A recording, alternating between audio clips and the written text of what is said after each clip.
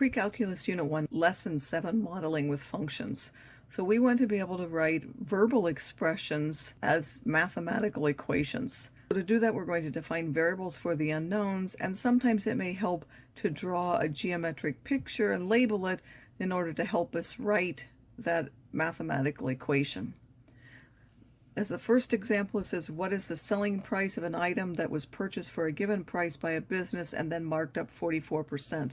So if P is the price that it's bought at and S is the price that it's sold at, then you're going to sell it at whatever they bought it for, and then you're going to mark it up 44% of what you bought it for. So you're going to mark up 0.44p. When you add those, you get S is 1.44p. The next one says, write the area of an isosceles triangle as a function of the length of the base if the two equal sides are twice as long as the base. Well, a property of isosceles triangles says that if you have the two equal bases and you go from that vertex to the opposite side so that these are the two equal angles, then that altitude, of course, is perpendicular, but it also cuts this side in half. So if we let this be the base, we're told that these are 2b, and because this altitude bisects this side, this is half of b and this is half of b, and now we want to find an expression for h in terms of b. So by the Pythagorean theorem, a half of b squared plus h squared has to be 2b squared, which will give us this, and then h squared would be 4b squared minus a fourth of b squared, which we can combine to get this, and then h would be the square root of that if I take square roots. Now, of course, when I take square roots, there are really two of them. There's plus and minus of this. I didn't go through that because I knew I needed the positive one because this is the length of a side. And then the area of that triangle, which is what we're asked for, is 1/2 the base times the height. We found that height in terms of b. We substitute that and simplify to this. Rewrite an equation to be in terms of a specific variable. You treat all the other variables except the one you're talking about as if they're numbers. So if I want to rewrite the simple pendulum equation, capital T is equal to this in terms of L, I'm going to treat everything here as if they're numbers and only L as if it's the variable. So I would divide first by the 2 pi to get this. Then I need to get rid of the square root, so I would square both sides, giving me this. And then I want L, so I would multiply both sides by G to get that expression. We also want to be able to write equations from verbal expressions in terms of word problems that might involve more than one variable. So we'll have distance rate problems, mixture problems, and then one that we only briefly looked at in Algebra 2, the box problem. Of course, a distance rate time problem uses the fact that the distance is the rate times the time. It helps to make a table like this. You typically don't have to. Here you list the rates, here you list the times and the distances for two different things. So it says it takes a passenger train 2 hours less time than it takes a freight train to make the trip from city A to city B if the passenger train averages 60 miles an hour while the freight train averages 40 miles an hour. What is the distance between the two cities? So if T is the time it takes the passenger train and D is the distance between the two cities, then it says it takes the passenger train 2 hours less. Well, we've let T be the time of the passenger train. If it takes 2 hours less than the other one, then this one must be T plus 2. If we'd let T be this one, then this one would be T minus 2. So if I had simply changed this to the time it takes the freight train, then this one would be T, this one would be T minus 2. But the way I set up my variables, this is the correct formulation for that. Then it says the passenger train goes 60 miles an hour, the freight train goes 40 miles an hour, and what is the distance between the two cities? Well, it's the same no matter which train you're taking.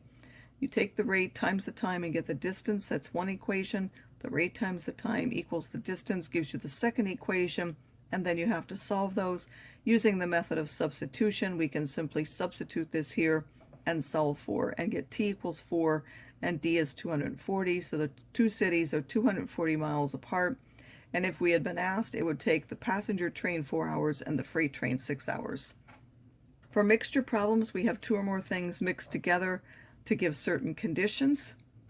So Nabila buys nuts of two prices, $3 50-pound nuts and $9 pound nuts. How much of each does she have to mix to get 5 pounds of nuts that would cost $7 a pound? So she's going to buy nuts of two kinds. So X is the number of pounds of this kind, and Y is the number of pounds of this kind. In terms of the weight, these are the pounds, so they have to add up to the total that she wants, which is 5.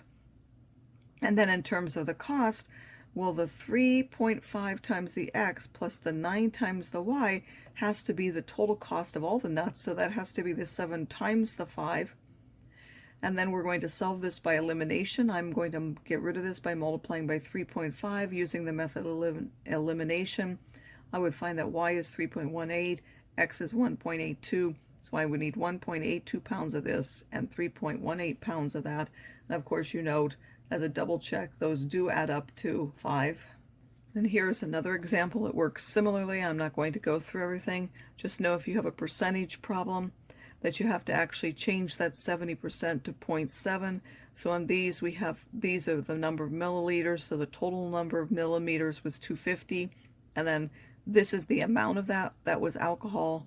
This is the amount of the second one that was alcohol, and that has to match the same total amount that was alcohol. So if 80% of this is alcohol, that would be that amount. And again, we solve by elimination to get the solution to that. The box problem is one of the most common problems in calculus to set up. You have a flat piece of material, could be cardboard or something else. You're going to cut a similar square out of each corner. You're going to fold up this side, this one and this one. You fold them up and get an open top box. And you want to know what is the volume of that box, meaning how far could you fill it and have it be level. So a manufacturer has a rectangular cardboard measuring 12 inches by 24 inches. He wants to make an open top box by cutting a square of X inches out of each corner. What is the volume of the box? Well, this was 24, but you took out 2 X's, so it's 24 minus 2X. This was 12, but again, you're cutting out 2 X's, so that will be 12 minus 2X. And then when you fold it up, this was X, so that X will be the height here, and that will now be the height of your box is X. So the volume is the length times the width times the height for that function. What is the domain of that function? Well, we can't cut out anything because it's only 12 long, so we can't cut out 12. We can't cut out 6. If we cut out 6, that would cut it in half. So what can we do? Well, we need each one of those dimensions to be greater than 0.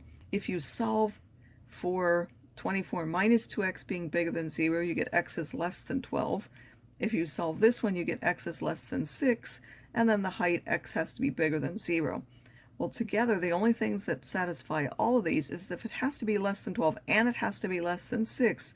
This one's really the only important one. So the values would have to be somewhere between 0 and 6. It can't be equal to 6. Again, that would cut it in half. It has to be less than 6 somewhere. So the domain is from 0 to 6. So now if you put this in your graphing calculator and put this in as a function, setting windows so that you can see the whole function, which I've shown you here what you can do. Please make sure that you know how to do that.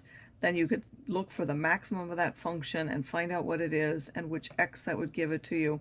Since this is the X value, that's the size of the corners, so you would cut it 2.54 inches times 2.5 inches corners out, and then you would get what? These would now be the dimensions of length, width, and height for your box, and this would be the volume.